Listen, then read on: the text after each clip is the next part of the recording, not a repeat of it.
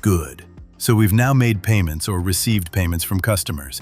Now we want to do refunds and credit notes. So let's do a credit note for Digital Solutions on the 20th of May. So again, I'm not even going to show it now, but I can go to Credit Notes and say New Credit Note and fill it all in, all the information. But that's the long way. So let's take the shortcut and say Sales Invoices, Digital Solutions has an invoice. And I now want to issue a credit note on it. So I go View My Invoice and say Copy to New Credit Note.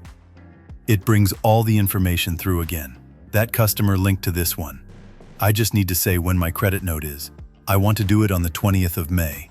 And I want to say that I charged for one software license too many. So my annual support shouldn't be credited.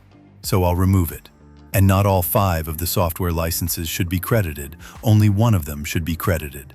So I just make that quantity less, and then I'll have a 5,500 Rand credit on the account and create. So there, I've done my credit. Click Create. Now I can go look at the customer again. So it's Digital Solutions, and he still has an outstanding balance of 44,275 Rand.